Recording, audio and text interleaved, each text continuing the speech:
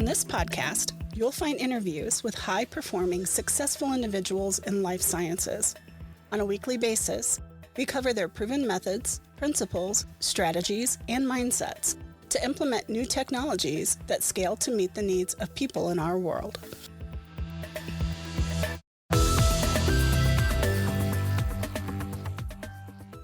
Welcome to this episode of Life Science Success. For those of you who don't know me, my name is Don. And one of the things that I have is a digital media marketing business, and they are actually the sponsor of this show. This episode of Life Science Success is brought to you by D3 Digital Media Marketing. Dive into the digital world with confidence and creativity on your side. D3 Digital Media Marketing is your all-in-one solution for making a lasting impact online. From the vibrant, engaging world of social media marketing, podcasts, and webinars to the strategic depths of website development, SEO, pay-per-click, email, and content marketing, we tailor our approach to fit your unique brand story. Let's elevate your presence, connect with your audience, and drive success together. Your digital journey starts here. Visit d3digitalmedia.com to learn more. So with that, let me bring in our guest. It's Paul Edwards. He's the president and CEO of DoseMe, and he's been a senior executive with Merck and GSK and startups including ILUM Health Solutions, Infectious Disease Connect, and TrackMy Solutions. So with that, welcome, Paul. Hi, nice to be here, Donald. Yeah, it's great to have you here. And we were talking before the show got started. You're in warm Florida. I'm in somewhat cooler Colorado right now. It's like 50 degrees here. It keeps fluctuating between like the bottom of the 80s all the way back to winter time. So our temperatures really don't know what they're doing yet here. Yeah, as I said, I think we're at about 90, and I think I might have said it in Celsius earlier when I said 30. And you probably thought, can't be 30 in Florida. Yeah. No, mentally, I did think that it was probably a conversion. So yeah, Paul, would you mind just taking a little bit of time telling listeners just a little bit about yourself and your journey? What led you to DoseMe, and then also mostly what led you to life sciences? Yeah, sure. I've been involved in the pharmaceutical industry effectively from when I left university, and how I fell into antibiotics specifically was more by chance. The very first company that I ever joined as a representative back then was selling macrolides, and that was my job. So off I went and I sold macrolides and started to really sort of, with some trepidation, often understand more and more about the difficulties of first of all understanding the different types of antibiotics, and then the bacteria that they kill, from gram positive to gram negative. So really early on in my career, and coming into Glaxo, again, very involved in the antibiotic world. And that's when I started to understand that the time that it takes for a physician to actually know what bacteria he's dealing with is really the problem, because you can throw as many antibiotics as you want from the first minute, but most of those antibiotics are causing some sort of damage because you don't know whether you're actually dealing with the bacteria. So that became almost a sort of life's mission, and every role that I took on, left Glaxo and went to Merck, and very quickly was involved in the hospital and specialty units within Merck, and they had a very strong infectious disease portfolio, and HIV, infectious disease, and hepatitis were the units that I took care of. But antibiotics was always the one that was the conundrum. You had these very powerful antibiotics that you knew you couldn't let everybody use, but at the same time, a physician, because he knew so little about what was happening with the patient, would obviously always choose that big gun antibiotic. And the company really struggled at the time, from within. The discussions we were having was, how do we stop just everybody using carbapenems, which are just not indicated as a first-line therapy. but they were being used anyway. And the two things that happen there, obviously, the drug itself builds up resistance very quickly, so its lifespan as a product is reduced. Whereas if it's used correctly, the time that the many years of sales that you would get out of a carbapenem would be extended. So that was the kind of the conundrum that we were all in. Microbiology, unfortunately, had not kept the same pace as drug development. So drug development was just so far ahead that you kept wanting to say on the microbiology side, just help us to be more rapid, help us to quickly identify what bacteria we're dealing with, so we can give someone the right drug. And then and not to bash the industry, but again, some companies within the pharma world, unfortunately, were in some cases putting profit over patients. I'm glad to say that from a Merck perspective, and I retired from Merck in 2020. They had an ethos, a way of approaching the customers and patients, that if you took care of the patient, you never had to worry about profit. Just take care of the patient. And that sort of drove a different type of behavior. It wasn't all about a sale. It was more about, were we doing the best for the patient? And were we helping our physicians to do the best they could be for the patient? So that it might sound, that I'm sort of too positive towards Merck, but that really was how they approached specifically the antibiotic world. So that's how it all came about. Yeah, it's interesting because after I spent some time with Becton Dickinson in my career as well, and I remember very clearly having these conversations. Look, there are two ways that you could sort of test like what's causing the infection or whatever. You can more or less regrow whatever the infection is, and based on that growth, then we would know, this is what that is. Or you could spend more money and go do a molecular test.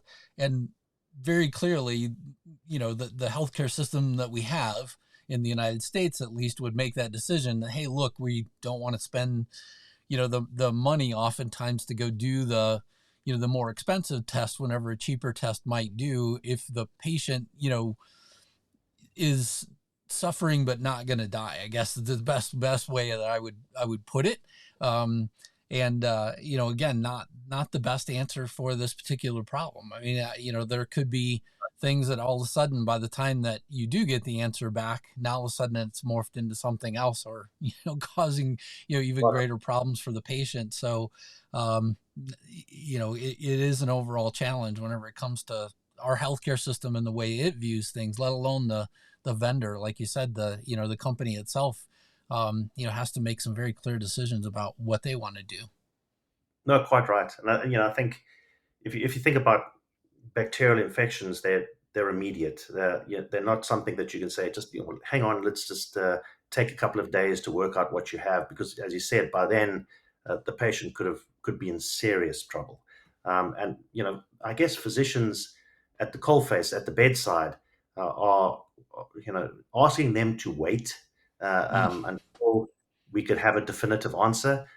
It's really not really possible, because that's not it's not what they signed up to do. They signed up to treat and to help the patient. So I think now, as I'm sure more and more we're getting really rapid diagnostics. We're getting to a point where by the time the second dose of whatever you're given the patient empirically is due, pretty much what that patient has. And that's sort of really only been, I would say, probably the last 2 or 3 years that's sort of come about, which has made life a lot easier. But at the same time, you're still having very often to choose an initial choice, an empiric choice, that probably 50% of the time is probably wrong. And that's where the sort of collateral damage, specifically in hospitals, begins. We can talk about that later on. Yeah. I oftentimes, to go to that point really quickly, oftentimes, you hear about in other countries or in other places that there are times whenever people overdose antibiotics and things like that, which brought about, a whole other series of problems as well that, now all of a sudden, you have, resistant strains of bacteria now that won't react at all to the antibiotics that we have. And having visited one of those countries and gotten very sick at one point, I walked away with, I remember Googling all these things whenever I felt a little bit better. And one of the drugs was like a drug for anthrax. But I wasn't exposed to anthrax. I had a severe fever, right? And they were trying to figure out why. But one of the things I walked away with was, something that they used to treat anthrax. So yeah, for sure, that can be a problem as well. Yep. Multi-drug resistance, the hotbed of multi-drug resistance in the United States, of course, is New York. And it's almost, some of these bacteria are almost endemic to the city at the moment. And it's the reason why, back in our Merck days, we actually built if you like, a virtual registry of these multi-drug resistant bugs. And most of that was brought in. It came from outside into New York, which is just a hotbed because there's just so many thousands, millions of people traveling through that city. It's pretty scary.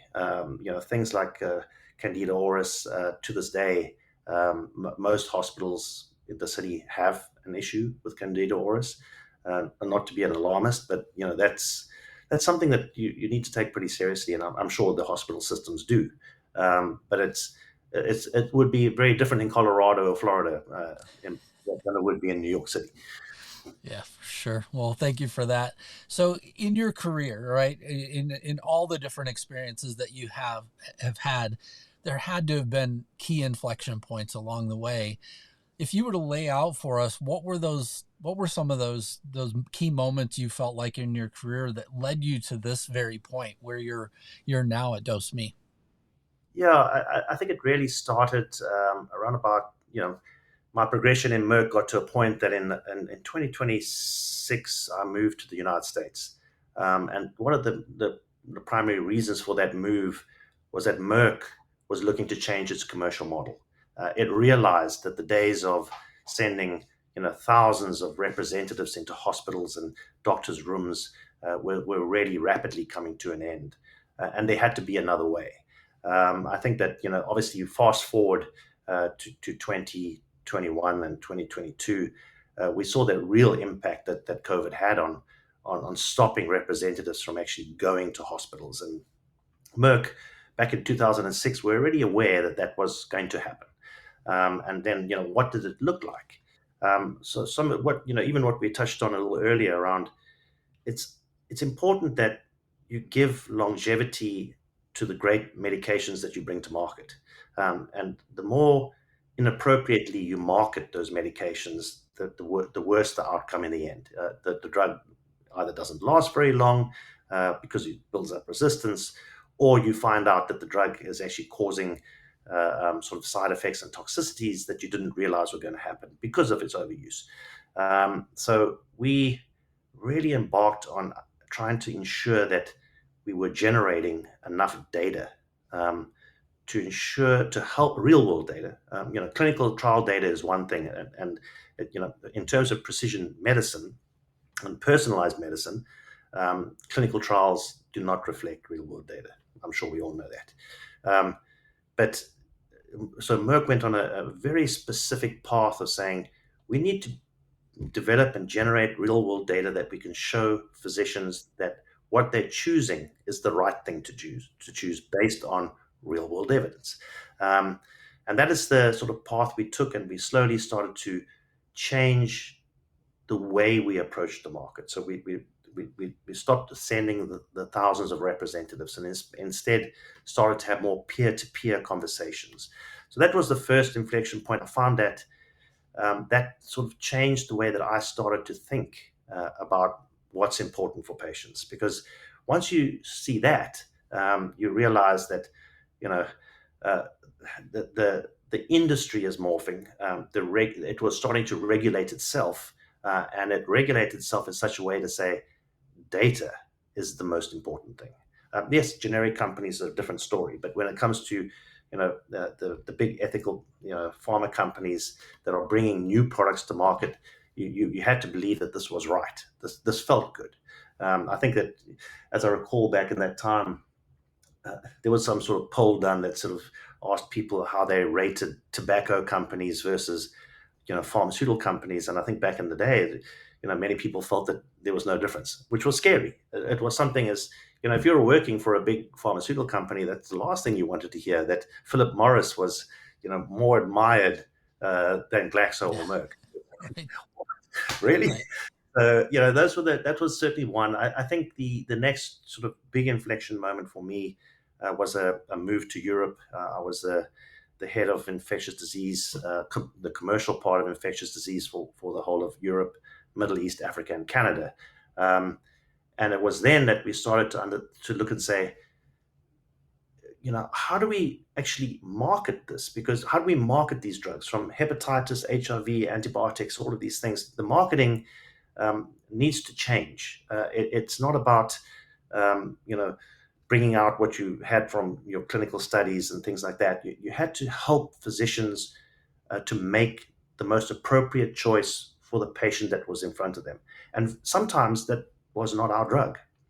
And we had to demonstrate that that was okay. Because when you did that, you built the kind of trust with the clinicians and at that time, the sort of key opinion leaders realized that we weren't in it to try and sell the most antibiotics we could. We were actually in it to say, please consider the patient that's sitting in front of you. There's different criteria that this patient has, from ethnicity to weight to age to all these different things. And the drugs that we use are going to respond differently depending on those specific criteria. And of course, blood work and things like tests and diagnostics that are done. PGX, pharmacogenomics, is now becoming, not yet probably mainstream, but it's sort of certainly becoming something that people are starting to realize is important in terms of matching people and drugs. It's not the only thing. I think PGX is a piece of that, but it's in terms of the continuum of ensuring a patient is getting the right care. Diagnostics, PGX, certainly a very, very important part of that. So I think that started to change the way I looked at how we would market. It changed my perception of drugs and what the pharma companies had been doing in the past versus what we could do in the future by ensuring we were getting it to the right patient at the right time. I think then one of the things that we did at Merck at the time, we had acquired a company called Schering-Plough, and one of the biggest organizations outside of the United States for Schering-Plough and Merck was the country of Russia. And for a period of time, I spent actually 2 years actually in operations in Russia. And that is, without a doubt, the cauldron of infectious disease, oncology, and infertility. Those are the three big things.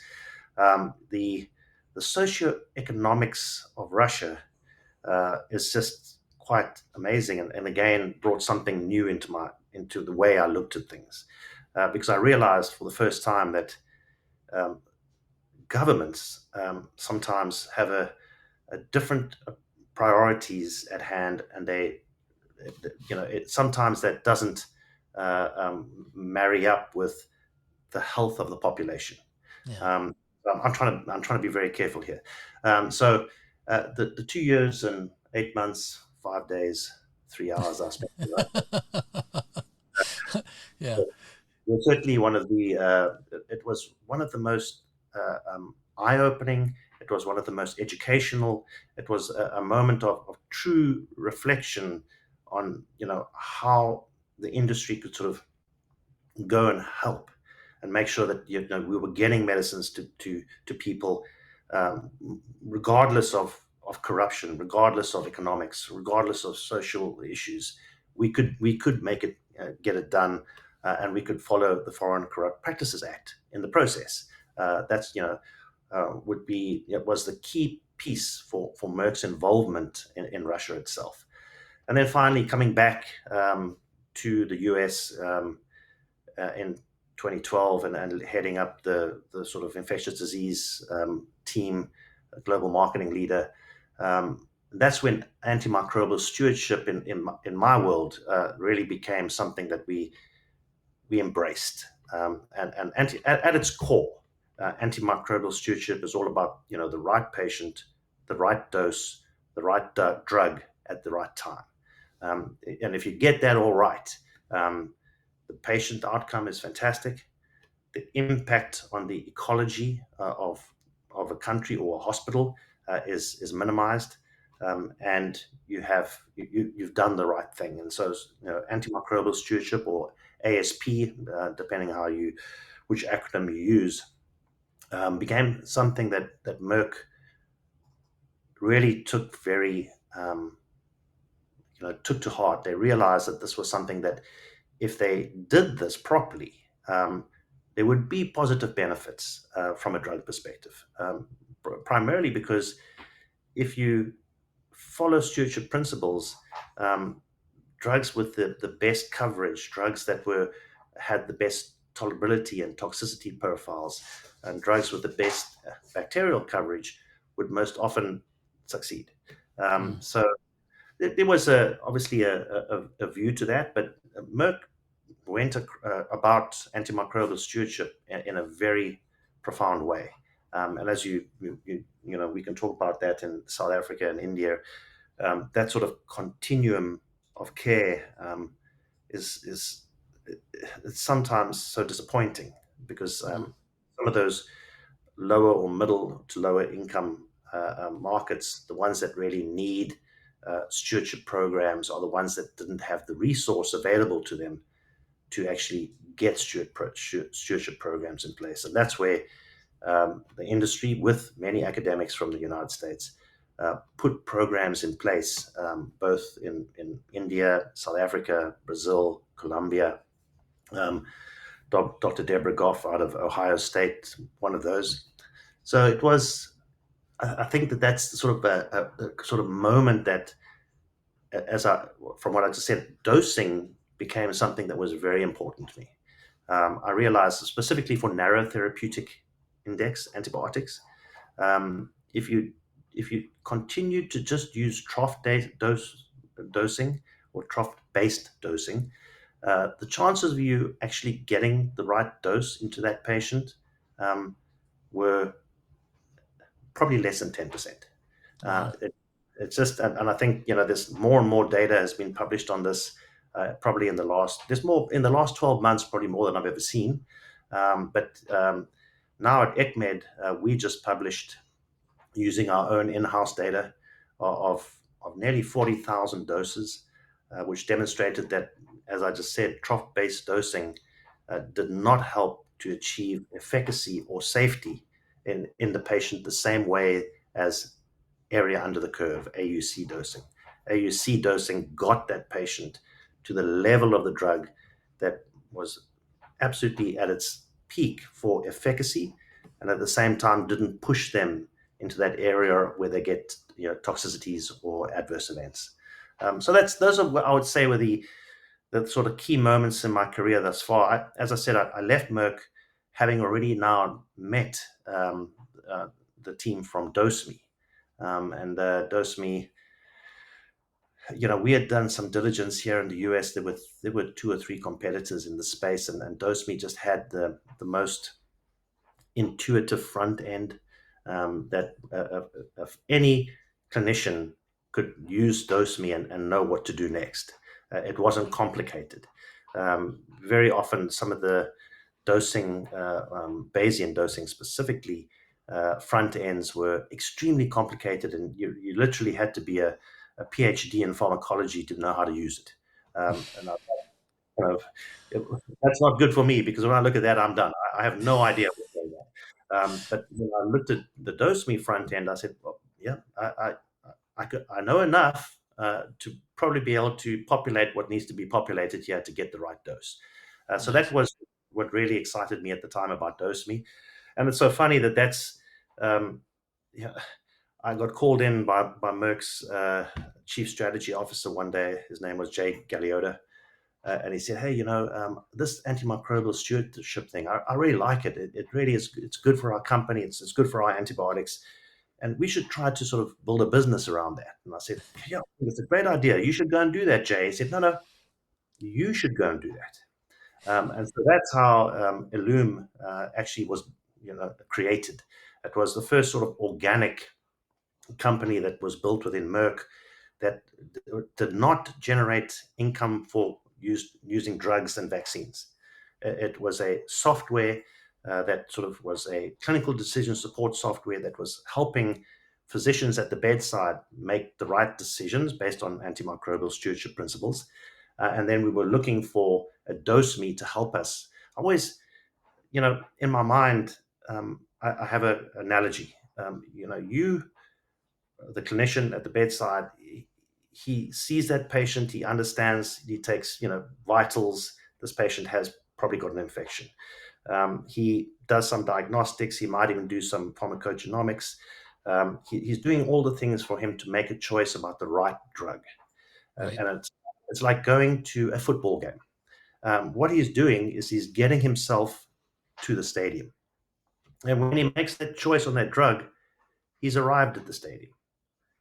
But if he now wants to make sure that the drug is used correctly, he has to use therapeutic drug monitoring or precise dosing. And that's what gets him to his seat inside the stadium.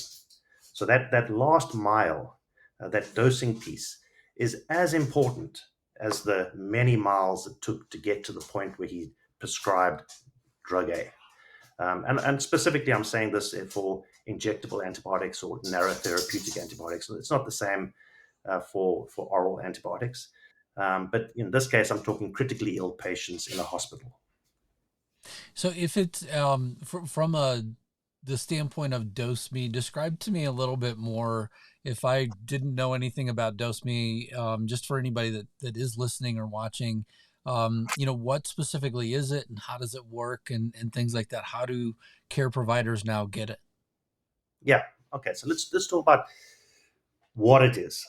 So DoseMe is effectively therapeutic drug monitoring, and it's particularly area under the curve for antibiotics, and in particular vancomycin. So vancomycin is currently on the is in the guidelines here in the US.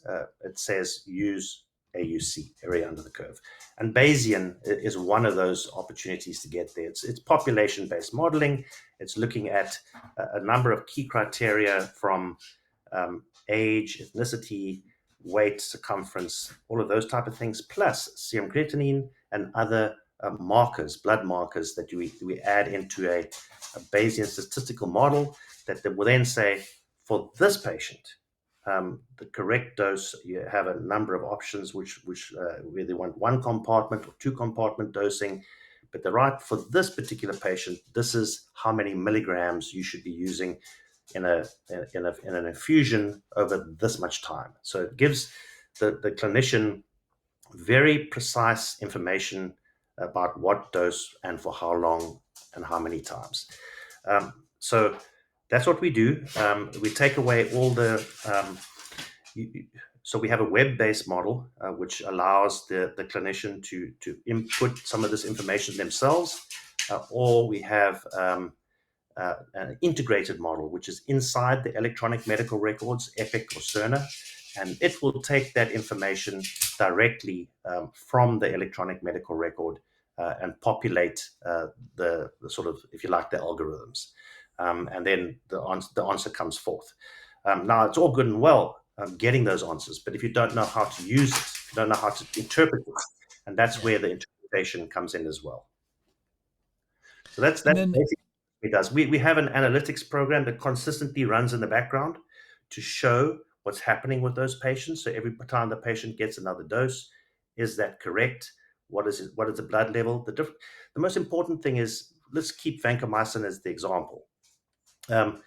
If you're using trough-based dosing for vancomycin, you need to take blood levels probably every 12 to 24 hours. If you're using Bayesian dosing, you take one blood level. You don't take another one. So you're saving on nursing time, you're saving on pharmacy time, and you're getting to your your correct dose, your precise dose, quicker than you would do with a trough-based dosing methodology, which is what we've used for 30, 40, 50 years. So that's how we've dosed vancomycin. It's quite funny. If you tried to register vancomycin based on the current vancomycin package insert and dosing today, you probably would not be able to register that drug. Wow. So in terms of the places that DoseMe is currently, DoseMeRx is the product, and I keep sort of missing that as well. That so for DoseMeRx, where is it and where can it be found? So it's actually inside the electronic medical record. It's normally used by clinical pharmacists here in the US. There's in the US is very specific this way, by the way. Many other countries do not have clinical pharmacists, but a physician will, as I say, get to the stadium. When he got to the stadium, he said, "This patient needs vancomycin." It's then the clinical pharmacist that then needs to say, "All right, let's get that patient into the seat. Here is the dosing that we're going to use for this patient, because this patient is different to the patient next door to him. So the dosing will be different." So it's actually inside the medical record, if that's how you like it integrated. Some smaller satellite hospitals or urgent cares like to be able to sort of put the information in themselves quickly so that they can get a result. All of the patient information is securely housed. It's a cloud-based product, so you can always go back and reference and make sure that you have everything that you need. So that's how it lives in the hospital environment in the US, either through cloud-based input from the clinician or automatically inputted through the electronic medical record. I'm not sure if I've answered the question there, Don, but have I? Yeah. So I was more or less, trying to understand it. Am I ever going to walk into a hospital and all of a sudden see DoseMeRx somewhere? And the real answer is primarily no, right? I mean, it's embedded somewhere inside of Cerner or Epic. I hear that very clearly. And then also in some cases, it's more standalone. And again, I'm probably not going to see it anyway as a patient because they're going to do it outside of the room, go figure out what the dose is with a clinical pharmacist and then come back, right? So correct. There are circumstances where obviously where the clinician is taking what might be doing around where they have their Epic or Cerner open at the bedside, where they will pull out information and see and order from the bedside. Anything that they do from there automatically gets put back into the electronic medical record, so it's complete. It's always updated, so no one makes an error. You don't want to accidentally have somebody prescribe the same drug twice. So those things, we make sure is, from a safety perspective, and then from a data and data security perspective, DoseMe is also the only high trust certified platform, which is unique. High trust is it demonstrates to our customers that we respect their data. That's really what you're doing with high trust. Yeah, it's all about focusing on the data privacy and making sure that you're maintaining, the right level of focus there. I would imagine, given your global experience, right, that at times it's got to come in handy, both with just your perspective in terms of, how things operate both inside of the U.S. and outside, but also does it help you tailor your strategies to meet more local needs for different healthcare settings? Yeah, absolutely. And I sort of brushed on that a little bit in the previous discussion, but as I said, the US it's great to work with clinical pharmacists. They understand that they've been taught how to do dosing correctly. Now, outside of the US, this is all left to the physician, and I would say it's almost an impossible task. You can't be a diagnostician. You can't know everything that needs to be known about the disease and pick the drug and then also know how to dose it, when we know specifically for antibiotics, injectable antibiotics, how difficult that dosing is. Cefepime, vancomycin, daptomycin, all of these drugs, it's not one size fits all. They are all have to be tweaked and tinkered in order to give the right dose to the patient that's sitting in front of you, based on so many things.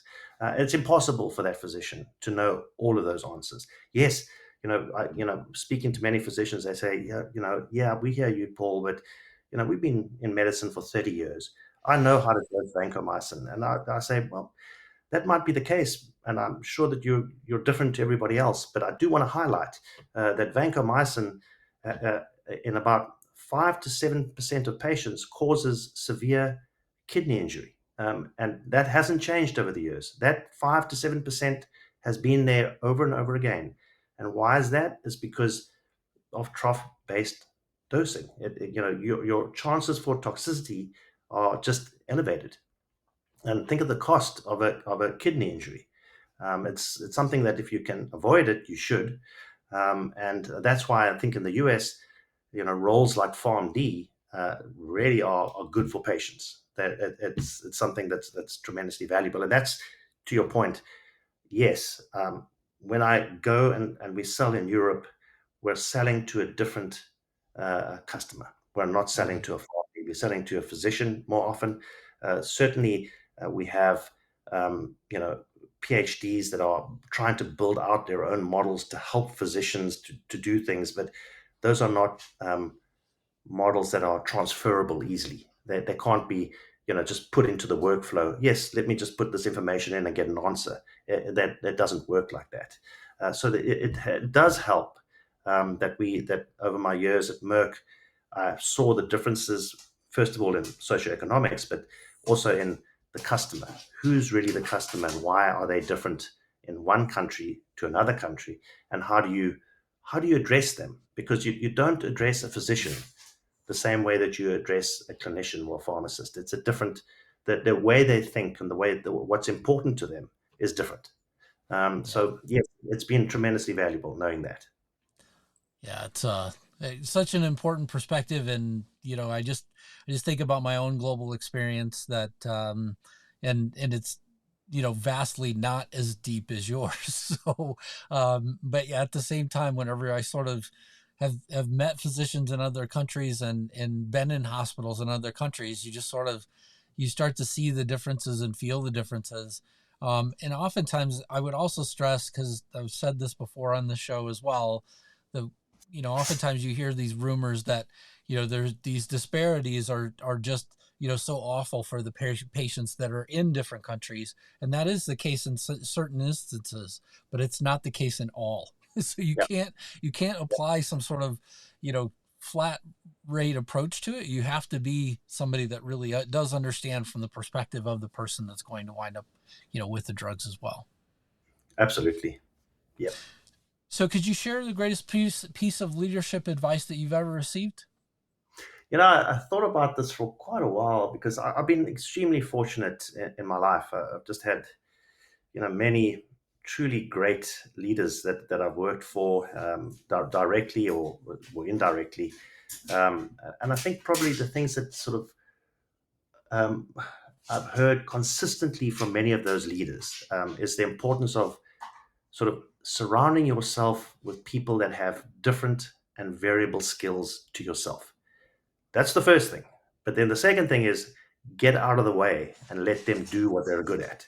That I've seen, too many times in corporate world where managers, because I wouldn't call them leaders, they have great skills around them, but feel that they still have to control everything, as opposed to letting people do their jobs. And I've always tried to sort of live by that. I live by that with DoseMe. We surround it with exceptionally intelligent people that have vast skills, and I just get out of the way and let them do what they're good at. Also good. All right. And what inspires you? Yeah, I think, the inspiration piece is every day I think about, how can we use technology to improve patient outcomes?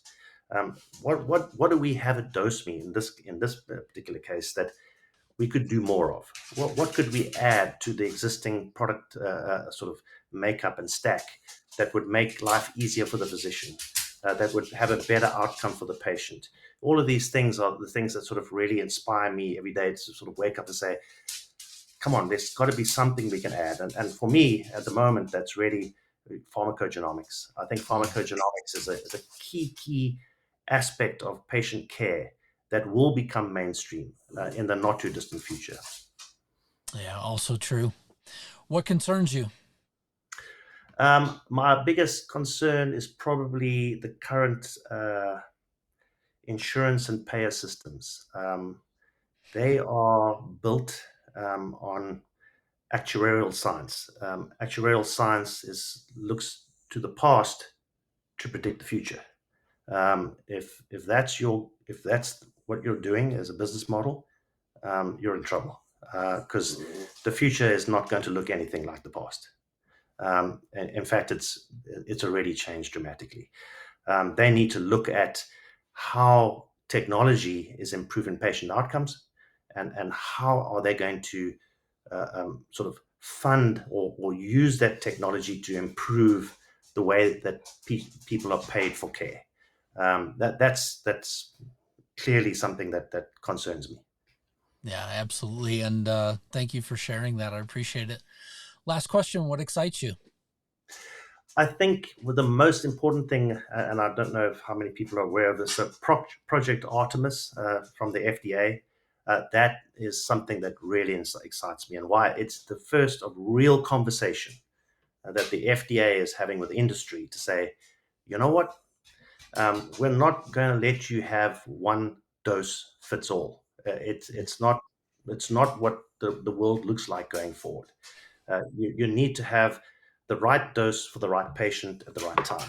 And 250 milligrams for you, Don, is not 250 milligrams for me, based on so many different things. So that's what excites me. That conversation has begun. I think when we talk about precision dosing and precision medicine, I think there's one more important aspect, and that's personalized medicine. Personalized medicine is really what we're aiming to get to. It's more than precision. It's really about that individual. What genetics does he have, or she have? What the drugs that you're wanting to give? What genes are involved with that? And therefore, do they match? And then do they match for that particular disease? And then what is the dose? So that was great conversation. That's super exciting for me.